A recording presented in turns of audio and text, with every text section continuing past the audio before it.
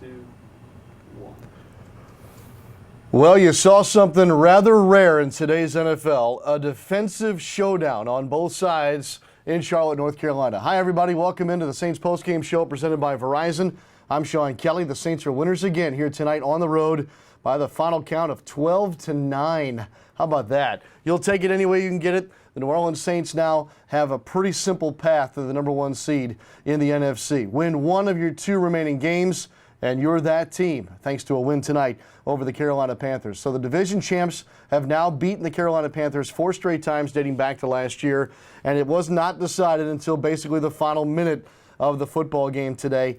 There were penalties, there were turnovers, key defensive plays, as we mentioned, and a couple of offensive standout performances. A couple that proved to be very good in the end for the New Orleans Saints, who have now improved their record to 12-2 on the season and still control their own destiny.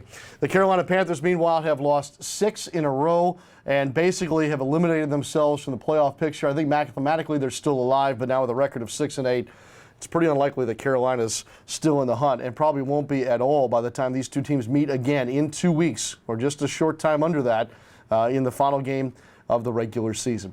Coming up on our post-game show, we've got head coach Sean Payton in just a moment. We'll also hear from Saints quarterback Drew Brees as he addresses the media, and we'll get the thoughts from John DeShazier, the senior writer for NewOrleansSaints.com. He is on the ground with the Saints in Charlotte, and we'll have some thoughts as well in between the head coach and the quarterback today. We're going to run down all the numbers for you. We'll even give you the couple of highlights that there are to show here in this football game today. A low-scoring affair, and once again, the first half, a bit of an offensive struggle for the New Orleans Saints. But here, like they have played lately, they controlled the football in the fourth quarter, all the way up until the Tommy Lee Lewis fumble. Things have been going to plan in the fourth for the New Orleans Saints. They had been averaging nearly 9 minutes of possession time per fourth quarter, which is number one in the NFL, and they were on their way to doing so again today. They end up holding off the Panthers with a defensive stand at the end, 12-9. We'll talk about Cam Newton, too. The way he looks right now is very un-Cam Newton-like. I know that he is he's the receiver of a lot of wrath from the Who Dat Nation on a regular basis. Something's not right with Cam, and we saw that in play tonight, especially on that final drive of the game for the Panthers as well. Christian McCaffrey was a monster offensively. On rushing alone, he had over 50 yards again on 15 carries. His longest of the day was 9. He had 131 yards receiving today. He had 50 yards passing, and he had 67 yards receiving, 8 catches on 11 targets. Clearly the favorite weapon for Cam Newton. We kind of knew that going in. He's still hard to stop. Doesn't turn the ball over and doesn't miss plays. Speaking of not missing any plays, Luke Kuechly was a monster defensively for Carolina. He played every single snap today for the Carolina Panthers on defense. And as far as defensive numbers go, no one could touch him. He was in on 13 different tackles today, 2 assists, 11 solo tackles. He also had a number of tackles here tonight where he ran, or traveled, I should say, over 20 yards in making that effort. Demario Davis, by the way, the leading tackler for the New Orleans Saints, he was in on 8, 4 solo and 4 assists. And then as far as offensive weapons go for the Saints, it didn't seem this way early, but Michael Thomas proved big. He had a couple of big first down catches in the second half, 7 receptions, 9 targets, 49 yards in all.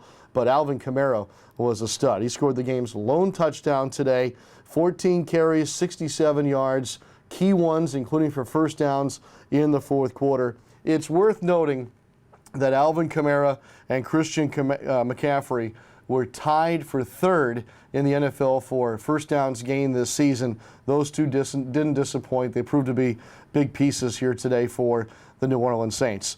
Drew Brees, a quarterback rating of 69.1. I know that seems almost unbelievable, but that's what it ended up being. 23 of 35, no touchdowns, and had 1 interception today.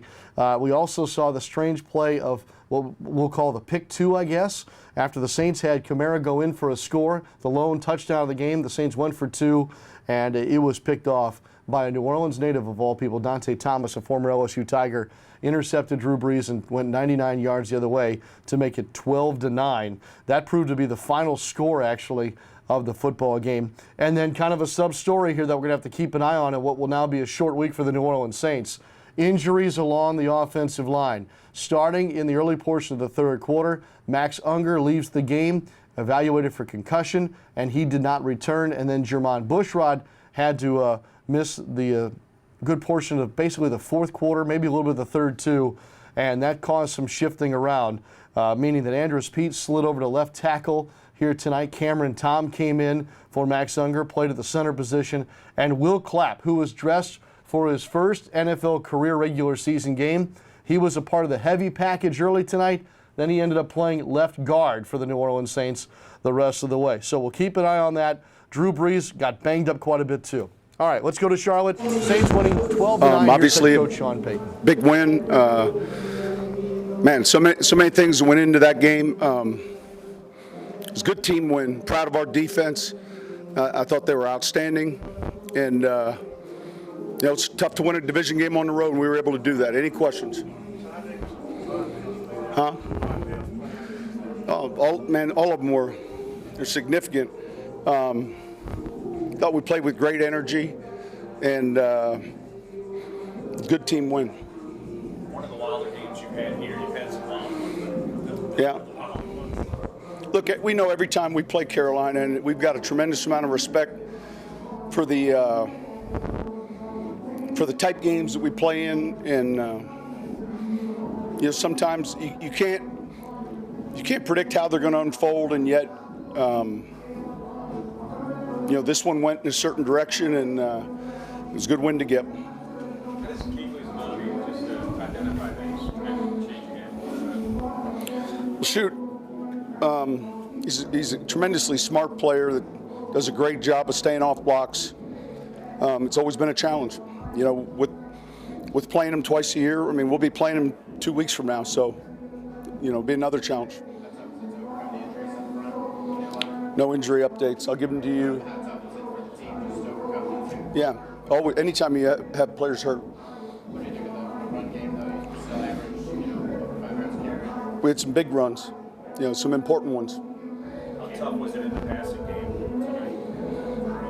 Look, man, it seemed like once we had a play, then there'd be a penalty. I'm sure there's going to be a lot we need to clean up, and we will. Who? I wouldn't say that.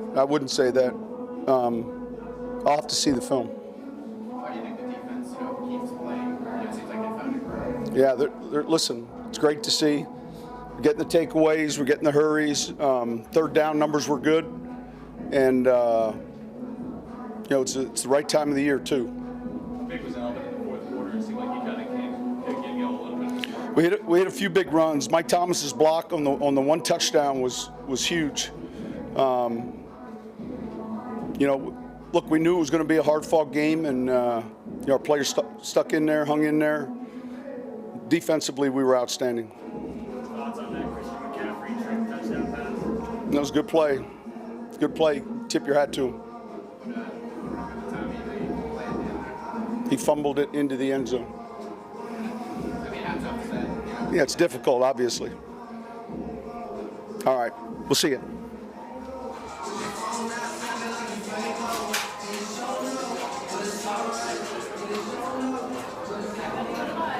Well, Saints head coach Sean Payton at the microphone there, just outside the Saints locker room. You probably hear the music in the background as the Saints win here tonight on Monday Night Football, 12-9, another primetime victory for the New Orleans Saints. In just a moment, John DeShazier, senior writer for NewOrleansSaints.com. Coach did point out the penalties tonight. Officially 9 penalties called on the Saints, accepted 80 yards off of those penalties. Only 4 penalties called on Carolina for 48 yards. At the risk of getting myself in a little trouble here, there was a helmet-to-helmet again that was not called. We saw that obviously in the Dallas game. It happened again tonight. It was on a particular catch that Michael Thomas made in the ball game. That's enough about the officiating from my standpoint here. But the Saints, again, had the 9 penalties. Coach seemed just pleased to almost just get out of there with a win, to say the least. And probably that's going to happen in a campaign where now you've won 12. 12-9 the final again. Looks like John DeShazier's ready to go. Let's go right back to Charlotte, North Carolina. John DeShazier, senior writer for NewOrleansSaints.com. JD? Well, Kel, as you can hear, there's my jam in the background, but, really, the Saints gut one out. It doesn't have to be pretty. Obviously, all you want is the win. You want to make sure you get the win. And now they're 12-2, one win away from clinching home field advantage throughout the playoffs in the NFC. And that's the most sweet thing you can say about this game. It did not look very good. It was not aesthetically pleasing. However, they got a great defensive performance. I mean, you can put sterling silver on that defensive performance with 3 first-half sacks and a couple of turnovers. And that Von Bell punch-out was as big a play as you will see the Saints make defensively in this season. Really preserved this game. Still haven't been able to get it to going offensively, though, and that's got to be a concern at some point that they hadn't been able to do it. Now, how much of that has to do with playing familiar opponents who know you and scout you well? I don't know, because Tampa Bay last week and then Carolina tonight. And then even before that, Dallas had a really good defense. So we're going to have to see how much we can attribute to the opposition as opposed to the Saints offensively. But again, they do enough to win the game. They put together a championship-type drive when they had to have one. 11 plays, 84 yards for the touchdown by Alvin Kamara, which is the one that got them over the top. And then they get more defensive stops. You can't say enough about this defense. We mentioned Von Bell already.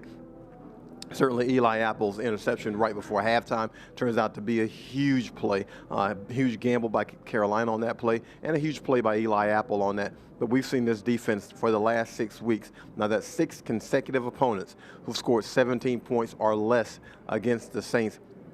First time that's happened since the end of the 91, beginning of the 92 season. So we're talking a long time since the Saints have been able to put up these kinds of defensive numbers. Just spectacular effort defensively. But again, we have to go to the offense. Drew Brees now has thrown an interception in 4 consecutive games. That's huge. Michael Thomas made some big plays, but they had a lot of penalties on offense that really kind of took them out, and some opportunities where they were moving the football, committed a penalty, and then they have to get behind the sticks and they start over and restarting. And so they got to clean up some things offensively. Again, you don't know how much to attribute that to Carolina, because Carolina is a really good defensive team, and the Saints were able to run it on them probably better than most teams have been able to do this season. So you've got to give the Saints some credit on that. And look, there was some attrition on the offensive line. You lose center Max Unger. You lose left tackle Jermon Bushrod, and you finish out the game with Cameron Tom at center. Will Clapp making his NFL debut tonight. He ends up going in first as the big tight end, and then he finishes out the game at left guard. So you have some attrition on there, and Andrews Pete at left guard had to kick out the left tackle. We've seen that probably too many times over the last couple of seasons, and yet he's able to do so fluidly. So areas that have to be cleaned up, some injury concerns that you have to deal with if you're the Saints. Do you get Max Unger back for the Pittsburgh game, because we're working on a short week? He's in concussion protocol. How quickly can he get out of it? Can he get out of it at all? But if you're the Saints, do you just preserve him, because you have 2 games to get 1 victory to have home field throughout the NFC playoffs for as long as they're alive? So the Saints possibly won't have to leave New Orleans again. As long as they advance to the Super Bowl, they won't have to leave New Orleans again until it's time to go to the Super Bowl. So, but they need to get that one last win. Can they do it without Max Unger? Can they do it maybe without Jermon Bushrod? And we know also Teron Armstead might be coming back pretty soon. So those are answers that we'll hopefully get throughout this week as the week progresses. But right now, as you can hear, again, the celebration in the background, because these guys won 12-9. 30-9, it doesn't matter. You're just trying to win games right now. You're trying to gut it out, get that home field advantage, and that's exactly the track that the Saints are on right now. Certainly a good feeling, and hopefully they'll be able to get one against Pittsburgh. Another short week test for them, but they're probably up to the challenge because they've been up to all challenges this season. 12-2 now, a little quick 2-game win streak after the 10-game win streak that got them out in front. Remain number 1 seed with a game ahead of the Los Angeles Rams, and an opportunity to win another game, to take home field advantage throughout the NFC playoffs, the number 1 seed, and be in the Mercedes-Benz Superdome for the length of their stay in the playoffs until they go to the Super Bowl. So that's always a good thing to say if you're a Saints fan. It's a great thing to say if you're a Saints player, Kel. And right now, these guys are ready to get on the plane and get up out of here.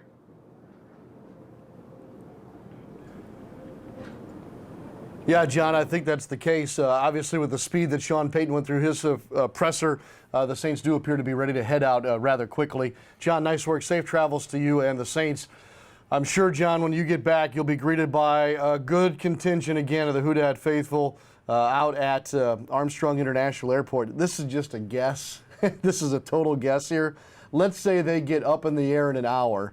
That would put it at 11:40 Central Time, and that's about a 2-hour flight from Charlotte to New Orleans. So you can do the math. So 1:42 a.m. is probably somewhere in the neighborhood of the arrival of the New Orleans Saints back to New Orleans tonight.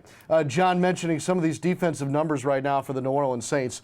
They go all the way back to the early 90s, and we know the personnel involved with those Saints defenses. This is somewhat remarkable here as to what they've been able to do. And they're getting it from all kinds of folks. Eli Apple stepping up, and the pressure up front. A.J. Klein jumps on that fumble that was punched out by Von Bell today. There's a lot of gold stars to go around there. Davis's name is not called often enough, Demario Davis, and especially when you think that that's a huge pickup in the offseason for New Orleans. Still to come, we've got Saints quarterback Drew Brees. We'll hear from him. I would imagine that maybe a little sooner than we usually are accustomed to, just based on the speed that this team is trying to get, I think, out of there and back home to start a short week and start preparing basically for the Pittsburgh Steelers. Those preparations will begin tonight. The Saints will have treatment tomorrow, some film work, and then really it's right back to work. And then we go back to those injuries along the offensive line, and something that we'll be keeping an eye on all week on New Orleans with our coverage of NewOrleansSaints.com and on your Saints mobile app. Certainly that will be the case. Here in just a moment, Brendan Hassett, by the way, is our producer in studio here this evening, and he's got a couple of highlights that we're going to send your way here in just a moment or two. I want to run down a couple more of the numbers. Mark Ingram, big in the first half. I thought that his yards after contact, again, were strong. Ended up with 12 carries, 63 yards, the longest of which was the 22-yard run. That one, he blasted one defender, took another one with him. I think he had two big significant pieces of contact to bust through there to end up on that 22-yard run. Taysom Hill, key moment for him, 17-yard run on his one attempt today. Also came in at quarterback. He did get called for a holding penalty, which negated a big play for the Saints. We talked about the 9 penalties. John talked about it. It kind of slowed down Michael Thomas's production today. A couple of his big catches were called back due to penalty, one of which was his own. It was kind of like offsetting face mask penalties, basically, that negated the play and you played the down over.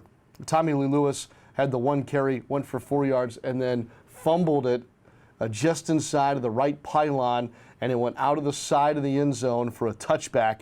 That ended basically the last offensive drive. It was the last offensive drive for New Orleans tonight. The defense then comes in and holds, and the Saints go on to win by the count of 12-9. So in a defensive battle like this, and the Saints are the standout defensive unit, but Carolina's right behind them, the highlights will be a little different than what we're become accustomed to with the New Orleans Saints and their offense. But, of course, on Monday Night Football, and thanks to ESPN, here are a couple of the standout plays from tonight's game. Second and 5, able to secure it, and then is taken down. As coming. Guys, he's tough to bring down. As Ingram now with a big hole, and he bounces off a man and keeps on going inside the 30. Well, quite look like the Saban's putting on the field. Brees, look at the timing he has. As he goes downfield to Watson. And Watson still grinding to the bottom, the rookie tight end. He's going to look to the top. And that ball is picked off. Eli Apple with the INT. For the first down. They go with an inside handoff, and it works beautifully with DJ Moore. And the ball comes out at the end, and it appears as if with some offensive momentum. Kamara hits the gas pedal and gets in.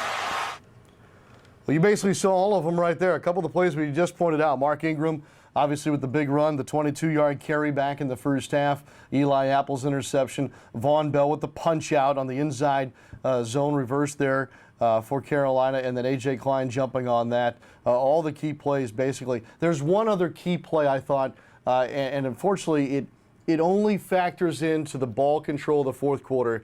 But on the 3rd and long play, Keith Kirkwood came up with a huge catch after Drew Brees was drilled on a pass attempt. Kirkwood came up with a big catch at midfield. It gave the Saints a first down, allowed them to continue to march down inside the red zone.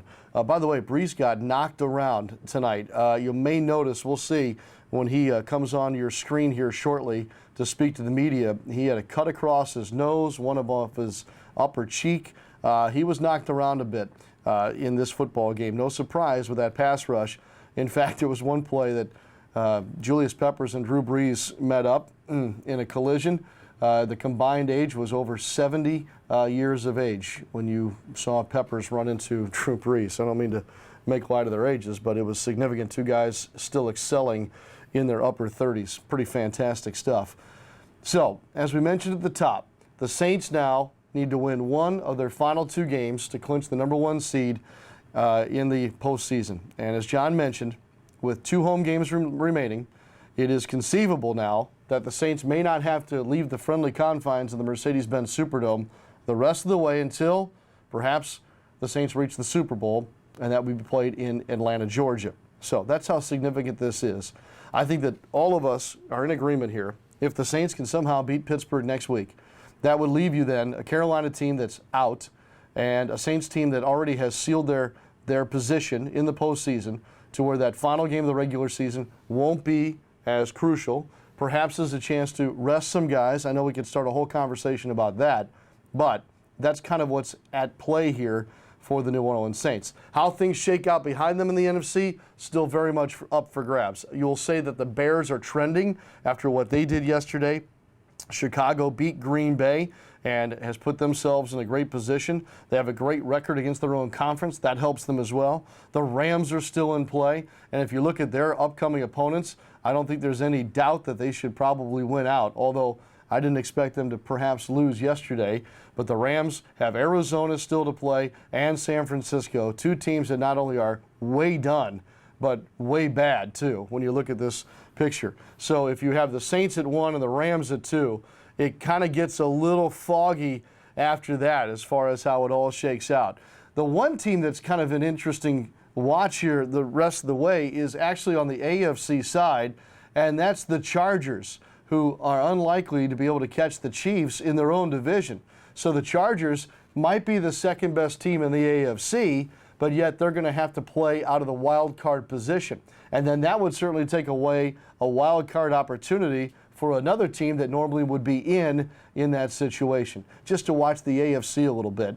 Pittsburgh, interestingly enough, still right there, and they will be in New Orleans with plenty to play for next week. I think the Patriots are in good shape in their division. They would have to lose both of their final games. Miami would have to win both of their final games for that division lead to change.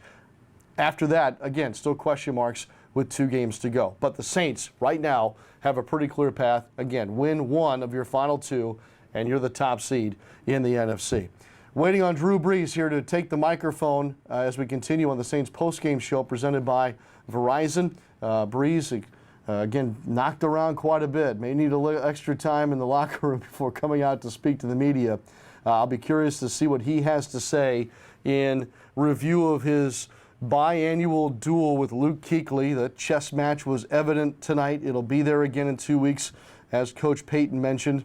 It did change the way the Saints had to play at times tonight. It did mean that Brees goes 23 of 35, 203 yards, 1 interception, no touchdowns, 69.1 rating. Cam Newton, by the way, 16 of 29, if we're going to look at the other side, 131 yards, no touchdowns, 1 interception. His quarterback rating was 52.5. So just think about that for a moment. And the way we started our show tonight, basically leading with the fact that you saw something very rare in this football game, both defenses stealing the show, headlining Monday Night Football. When 2 NFL quarterbacks in the same game have a quarterback rating of less than 70, that just is mind-blowing in my eyes. Christian McCaffrey had the only touchdown pass of the game, and it was something that kind of played into the Carolina offensive storyline tonight, that really their big chunk plays came on gimmicky type plays. McCaffrey was a halfback pass, threw that to the former Saints tight end Manhurts for 50 yards. At one point, the Carolina Panthers had 113 yards. I think that was the first half total, 113 yards, 50 of which came on that one play. Van Hertz ended up with 1 catch for 50 yards, targeted twice, 3 receptions for Wright, 2 each for Thomas and Moore. And Moore was the one of the 2 turnovers suffered by Carolina in the football game. Moore had the big carry and then had it punched out by Von Bell. That resulted in the fumble that was recovered by A.J. Klein. Here are some of the final team stats for you following this football game tonight. First downs, 21 for the Saints, 13 for the Carolina Panthers. On third down, the Saints were 4 of 13. Carolina was 7 of 15. 69 offensive plays run by the Saints to 57 for the Panthers, and a good chunk of that goes during that ball control drive in the fourth quarter. The Saints averaged 5 yards per play, Carolina 4.3. Rushing-wise, this is net now. The Saints win this category 155-98. Through the air, the Saints also win that category 191 yards passing net to Carolina's 149. Penalties, a blemish on this one. We've mentioned it several times, 9 for the Saints. Each team suffered 2 turnovers. The Saints punted 4 times tonight. One of those punts was crucial. One of those punting opportunities was crucial. Thomas Morstead was run into. His plant leg was slightly injured. We'll have to see how that plays out this week. But that roughing the kicker penalty gave the Saints an automatic first down and 15 yards. Field goal-wise, Will Lutz continues to be outstanding. He was 2 for 2. The Carolina Panthers did not kick a field goal. And again, Cannizzaro is now their kicker. He was just acquired on December the 7th, let go by the Buccaneers after going 11 of 15 through the first portion of the season. Let go, then picked up by Carolina due to an injury to their normal kicker. He did not have to attempt one, although he was warming up there in the final minute just in case Cam Newton and the Carolina offense could push it toward his range and go for a tie in the football game. And time of possession, again, big number that we always track. Saints win this one handily. 35 minutes, 9 seconds time of possession for the Saints. 24 minutes, 51 seconds for the Carolina Panthers. Eli Apple had a big game. Of course, we talked about A.J. Klein and Von Bell too, and we should add that Von Bell had a sack in this ball game as well. If you look at the other defensive numbers for the Saints, Davis got himself a sack in the football game. Same goes, as I mentioned, for Von Bell. Onyemata had the first sack of the day for the Saints, and Okafor also picked up a sack as well. JD noted the sack numbers over these last 6 games for the New Orleans Saints, and obviously the takeaways too. That helps to offset the fact that Drew Brees has thrown an interception in each of his last 4 games. The Carolina situation has become probably a little dire. They've now lost 6 straight. And it's interesting when you look at the NFC South and what this division now has recorded over the last decade or so. It's rare to find yourself a back-to-back division champ. Carolina did it. Now the Saints have done it, winning this year and last year. Just 2 years ago, the Atlanta Falcons were in the Super Bowl. They're eliminated from the playoffs. Carolina starts the season off the way they did. They've lost 6 straight. It appears they're out now. Times have changed a little bit in the NFC South. All right, let's go back to Charlotte. Here's Saints quarterback Drew Brees at the Well, so I'd say, for us offensively, walking off the field just a little while ago, just felt like, man, there was tons of opportunities out there. We killed ourselves on a few drives with just some stupid penalties. Felt like there were some missed opportunities. But listen, bottom line is you go on the road in the division, especially Monday Night Football, against a team that has a ton to play for, right? They're still fighting for a playoff spot. And it's going to be a battle. And bottom line is, do you make the plays at the end of the game to win the game, right? Defensively, we did, absolutely. Offensively, we put together a couple nice drives to go down and get a touchdown, and really should have had points there at the end. Unfortunately, there was a critical mistake there, but really put ourselves in position to win that game, go and win that game in the fourth quarter. And that's what it's all about. That's what the great teams find a way to do, despite what happens in the previous 3 quarters or maybe the mistakes that were made prior to that. Just making the plays you need to make to win the game. Do you worry less about how it looks over the course of the season and more about how it looks offensively speaking when it counts most? Yeah, absolutely. I mean, listen, results-driven business, right? A win is a win. And the way that we fought in the fourth quarter, the way we put together 2 really good drives there in the fourth quarter to go down and get a touchdown and, get to the 2-yard line. And then defensively, they came up with some great stops as well. Special teams came up with some good plays. So everybody contributed. Everybody just kind of bear down and go get the win. Drew, did you see the Vaughnville punch out? What was your reaction? Yeah, man, it was a great play. I was on the sideline just looking up at the jumbotron, and I'm watching their receiver weave, and you see Vaughn go for the punch out, and here comes the ball out, and AJ jumping on it. Man, just a great hustle play by so many of our guys. Drew, what's the challenge when you play Keithley and he can call stuff out? Yeah, listen, he's one of the smartest football players I think ever to play the game. He's the quarterback of that defense. He gets them lined up, gets all their checks. Just highly intelligent, and then obviously he's a great player when it comes to key and diagnosing and getting to the ball and making tackles and just always being around the ball. How do you combat that? Is it just execution? Yeah, execution, play fast. Yeah, he's not the only guy out there. They got other great players as well. How much did you see on that? I guess we're calling it a pick 2, the 2-point conversion. Well, that's one of those deals where you treat it like a 4th down play, right? Like, hey, I'm going to throw it, and give somebody a chance, but can't be to the point where you're giving somebody a chance to run it back for a touchdown or for 2 points. So there's a 3-point swing there, right? You don't kick the extra point, and then they get 2. So obviously, I wish that wouldn't have happened. How much do you feel like the different type of wins you guys have had, whether it's Yeah. high school and low school and games like this? Listen, I feel like you guys have won. There's a lot to be said for that. You find ways to win in a lot of different ways, right? Battle tested. Listen, these last 2 weeks we've had to win in the fourth quarter, right? Had to come back and win in the fourth quarter. On the road, divisional games. Listen, those are going to be hard fought. Those are going to be tough. And I think, again, the great teams find a way, right? They believe, they feel like, we're all going to step up. We're going to do this together. Somebody's going to make a play. We're going to take that momentum and we're going to turn it into a victory.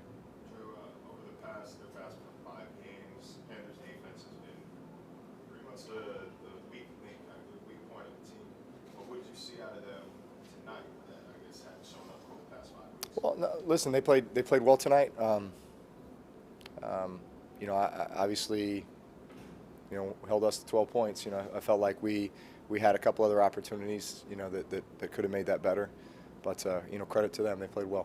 Drew, how did the injuries to Max and German affect your offensive line? How'd you feel back and Listen, I felt like they stepped in and did a great job. That tough situation, right? Cam comes in, we're down. He's got to play the whole, end of the third quarter, whole fourth quarter. Will Clapp has to come in, and after we, bump Andrus out to tackle, and he that last drive, he's got to step up and help us go down and get points or bleed a significant amount of time off the clock in order to, put ourselves in a better position to win. So both those guys did a really good job. Drew, is there any concern just over the last 3 games of how this team started? Yeah. Listen, we need to start better. No question. There's some details, things that we need to get cleaned up. Confident we're going to do that. I feel like we know what they are, and so look forward to getting back to work on it. All right, guys. Thanks.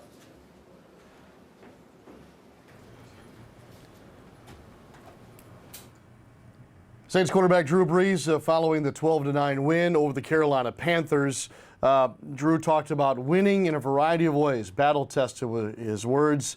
Carolina's losing in the worst kind of ways. Check this stat out. Carolina in one-possession games this season falls to 3-7. So 10 of their games have gone down to a one-possession affair, losing 7 of them. That means they only got blown out 1 time. So 6-8 now, the final count for Carolina. The Saints obviously now at 12-2. That sets up a fun game at the Mercedes-Benz Superdome next Sunday, or I should say this Sunday. We're already into the new week, and both teams are coming off of a win. The Saints obviously tonight. Pittsburgh beat New England 17-10 yesterday. So Roethlisberger and Brees, the Steelers and the Saints should be fantastic. It's the final game out of the division, obviously, for the Saints before they take on Carolina again in the regular season finale. Our thanks to Brendan Hassett here today, Lane Murdoch on location in Charlotte, John DeShazier as well, Saints head coach Sean Payton, quarterback Drew Brees. I'm Sean Kelly. That'll do it for us on this late Monday night. The Saints postgame show has been presented by Verizon. The Saints are winners again as they defeat the Carolina Panthers 12-9. I'm Sean Kelly. We'll see you next time right here on the Saints postgame show.